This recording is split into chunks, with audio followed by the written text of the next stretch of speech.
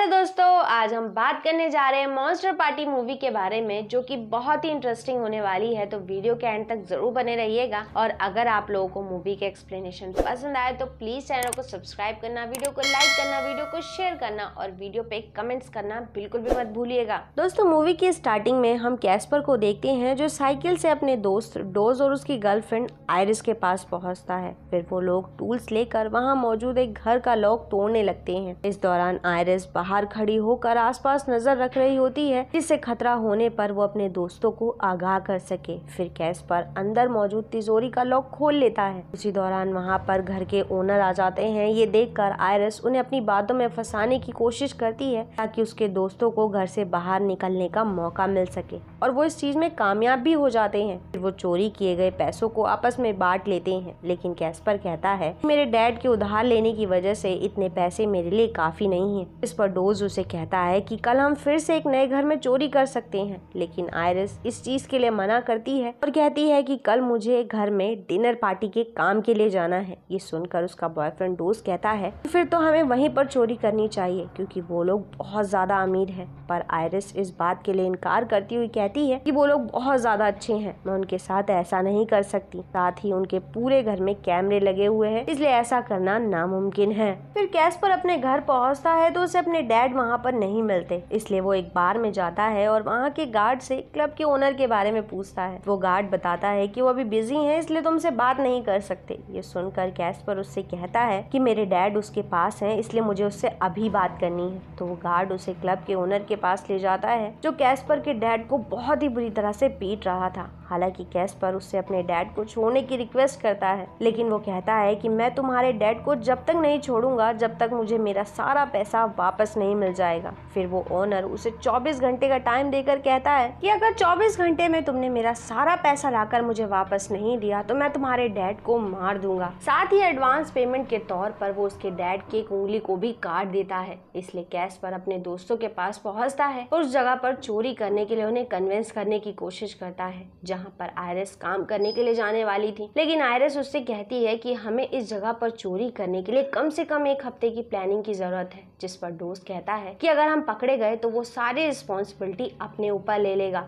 इस दौरान कैस्पर भी कहता है कि ये करना मेरे डैड की जिंदगी के लिए बहुत ज्यादा जरूरी है। इसी वजह से वो तीनों ये काम करने के लिए तैयार हो जाते हैं। फिर अगले दिन आयरिस अपने दोस्तों के साथ उस जगह पर पहुंचती है तो वहाँ पर उसकी मुलाकात रॉक्सिन से होती है। फिर जब कैस्पर कपड़े चेंज करने के लिए जाता है तो वहाँ पर उसे रूम में एक गन दिखाई देती है, लेकिन वो उसे वैसे ही रख देता है। फिर जब वो आसपास की चीजें चेक करता है तो उसे पेंटिंग के नीचे एक तिजोरी मिलती है, जिसे वो वापस से ढक देता है। तभी पार्टी के लिए गेस्ट आने लगते हैं। ये देखकर कैस्पर अपने काम में लग जाता है। फिर जब सब लोग पार्टी एंजॉय कर रहे होते हैं तो तभी कैमरन और जर्मी नाम के दो गेस्ट आयरिस से ड्रिंक सर्व करने के लिए कहते हैं, लेकिन वो आयरिस के साथ काफी मिसबिहेव कर रहे थे, इसलिए उन्हें ड्रिंक सर्व करने के लिए डोज उनके रूम में जा रहा होता है तो उसे रास्ते में अपना दोस्त कैस्पर मिलता है, जो बताता है कि तिजोरी का लॉक पूरी तरह से इलेक्ट्रॉनिक है, इसलिए अगर हमने 3 बार से ज्यादा उसमें गलत कोड डाला तो अलार्म बज जाएगा, इसलिए हमें अलार्म बजने से पहले ही घर की पावर कट करनी पड़ेगी। फिर ड्रिंक सर्व करने के बाद जब डोज वापस जा रहा होता है तो उसे कंट्रोल रूम दिखाई देता है। इसके बाद वो अपने दोस्तों के साथ किचन में बैठकर चोरी करने का प्लान बनाता है, और क्योंकि सभी लोग ऊपर ही थे इसलिए कैस्पर और डोज आयरिस को बाकी लोगों का ध्यान रखने के लिए किचन में छोड़कर वहाँ से निकल जाते हैं। दूसरी तरफ पार्टी में आए सारे गेस्ट जब डिनर कर रहे होते हैं तो मिलो सभी लोगों को अपना एडिक्शन बताने के लिए कहता है,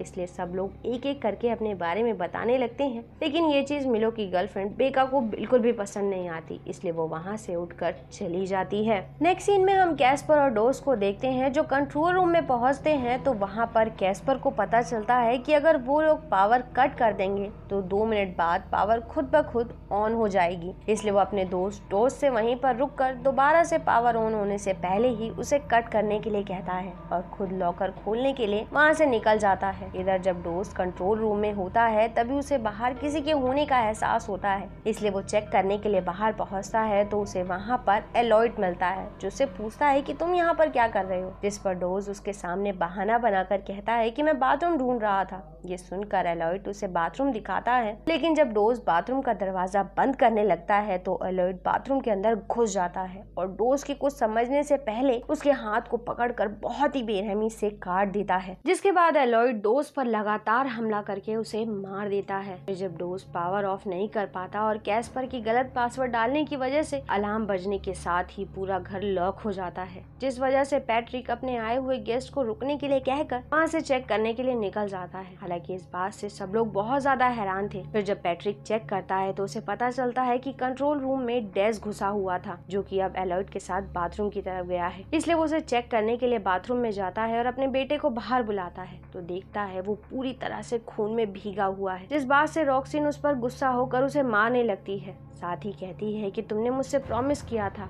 कि तुम ऐसा कभी नहीं करोगे। इस दौरान मिलो के साथ साथ आयरिस भी वहाँ पर आ जाती है, जिसे देखकर एलॉयड डोज के कटे हुए हाथ से ताली बजाने लगता है। अपने बॉयफ्रेंड की ऐसी कंडीशन देखकर वो बहुत ही ज्यादा बौखला जाती है और भागते हुए बाथरूम में पहुँचती है तो देखती है एलॉयड ने डोज को बहुत ही बेरहमी से मार दिया है। इसलिए वो चिल्लाते हुए वहाँ से भागने की कोशिश करती है, लेकिन बाकी गेस्ट उसे पकड़ लेते हैं। उसी दौरान पैट्रिक भी कैस्पर का गला दबाकर मारने की कोशिश करता है, लेकिन मिलो उसे ऐसा करने से रोक लेता है, जिससे मौके का फायदा उठाकर कैस्पर बेडरूम में छुप जाता है। दूसरी तरफ जब सारे गेस्ट आयरिस को नुकसान पहुंचाने की कोशिश कर रहे होते हैं, तभी वो ओलिवर नाम के गेस्ट को धक्का देकर सीढ़ियों से नीचे गिरा देती है और भागते हुए किचन में पहुंचती है तो देखती है कि वहां पर मौजूद बेका ने अपनी नस काटकर सुसाइड कर लिया है। तभी आयरिस का पीछा करते हुए जर्मी और उसका भाई वहां पर पहुंचकर आयरिस पर अटैक कर देते हैं, जिससे वो बचते हुए एक रूम में छुप जाती है। दूसरी तरफ पैट्रिक अभी तक कैस्पर के रूम का दरवाजा खुलवाने की कोशिश कर रहा था, इसलिए मिलो उसे ऐसा करने से मना करता है, जिससे पैट्रिक वहां से चला जाता है। इसी दौरान मिलो एलॉयड को गुस्से में पीटने लगता है और कहता है कि जो कुछ भी हो रहा है सिर्फ तुम्हारी वजह से हो रहा है, क्योंकि अभी तक तुमने कुछ भी नहीं सीखा है। फिर वो पैट्रिक के पास पहुंचता है और कहता है कि क्या तुम भूल गए हो कि हमारे ग्रुप का लीडर कौन है,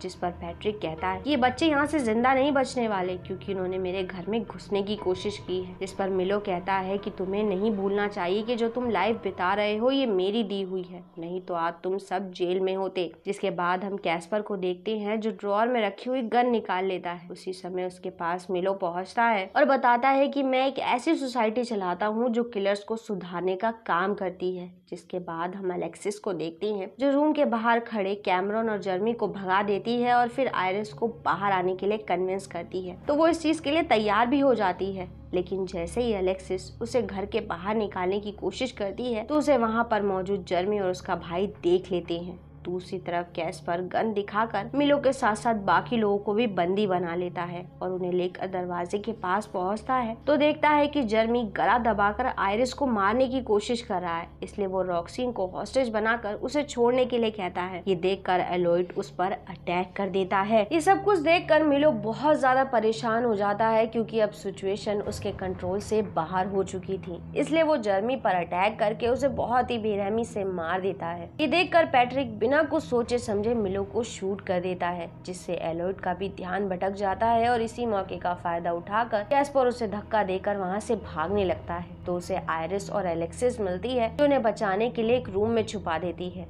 इस दौरान उन्हें रूम में पैट्रिक की फैमिली फोटो में एक नया मेंबर दिखाई देता है, जिसका चेहरा बहुत ही ज्यादा भयानक दिख रहा था। कैस्पर को वहां पर एक कटाना रखी हुई दिखाई देती है। इस दौरान कैस्पर अलेक्सिस से पूछता है कि तुम हमारी मदद क्यों कर रही हो, जिस पर वो कहती है कि तुम अकेले नहीं हो जो यहाँ से निकलना चाहते हो, क्योंकि मैं भी इन सब चीजों से आजादी चाहती हूँ। दूसरी तरफ हम पैट्रिक को देखते हैं जो अपनी बेटी से काफी नाराज था, लेकिन इसके बावजूद वो उसे एक लास्ट चांस देता है और उन दोनों को वहीं पर छोड़कर बाहर आने के लिए कहता है, लेकिन वो ऐसा नहीं करती, जिससे वो वहाँ पर एक म्यूजिक बजा देता है, जिसे सुनकर उनकी पूरी फैमिली बौखला जाती है। लेकिन इसके बावजूद पैट्रिक उस म्यूजिक को नहीं रोकता। तभी हमें उसी आदमी की झलक दिखाई जाती है जिसे हमने तस्वीर में देखा था, जो इस दौरान बहुत ही ज्यादा भयानक दिख रहा था। तो म्यूजिक सुनते ही खुद को आजाद करके बाहर आकर कैस्पर पर अटैक कर देता है, जिससे आयरिस कैस्पर की हेल्प करने की कोशिश करती है, लेकिन वो आदमी उसे बुरी तरह से चबाकर खाने लगता है। उसी समय कैस्पर कटाना से उस आदमी का सर 2 टुकड़ों में कर देता है। फिर अलेक्सिस प्लाईवुड तोड़कर टनल की हेल्प से कैस्पर के साथ उस रूम से बाहर निकल जाती है, जहाँ पर उन्हें पैट्रिक मिलता है जो कैस्पर पर अटैक करने वाला होता है, लेकिन अलेक्सिस अपने फादर को ऐसा करने से रोक लेती है। इस दौरान पैट्रिक का ध्यान भटकने की वजह से कैस्पर कटाना से उसका पेट काटकर उसे बहुत ही बेरहमी से मार देता है।